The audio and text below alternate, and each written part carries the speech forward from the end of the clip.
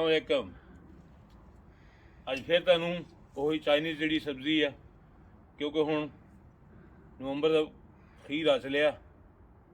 ਅੱਜ ਮੈਂ 17 ਤਾਰੀਖ ਆ, 17 ਨਵੰਬਰ। ਮੈਂ ਕਿਹਾ ਮੈਂ ਥੋੜ੍ਹਾ ਜਿਹਾ ਕੱਢ ਕੇ ਤੁਹਾਨੂੰ ਦਿਖਾਵਾਂ। ਇਹ ਦੇਖੋ ਨਾ,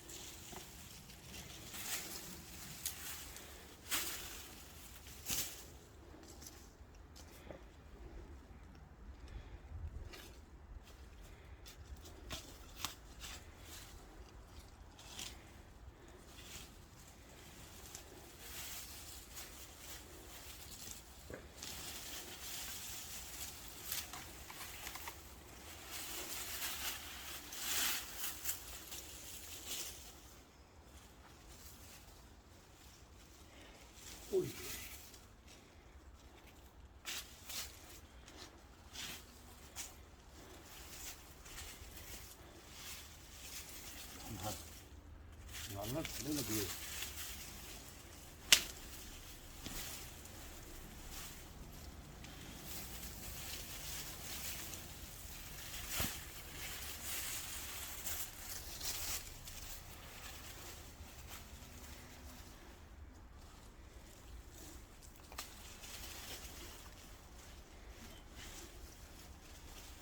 ਇਹ ਮਿੱਟੀ ਦੇ ਵਿੱਚ ਕਾਫੀ ਤਰ੍ਹਾਂ ਹੈਗੇ ਨੇ।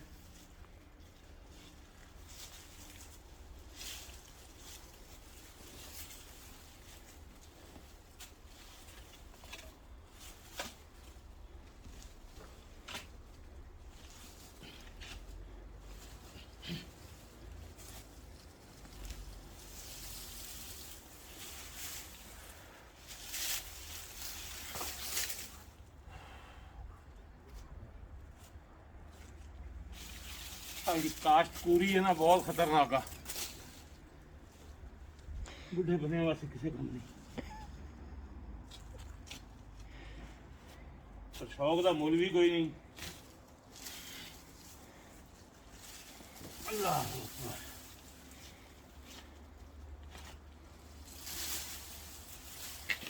ये देखो,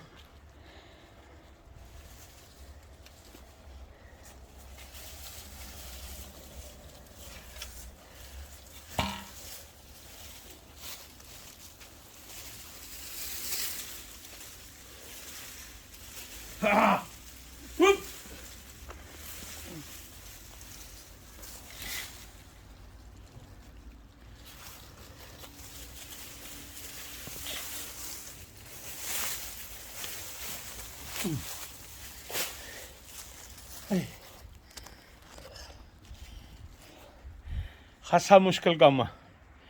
अल्लाह हाफिज़।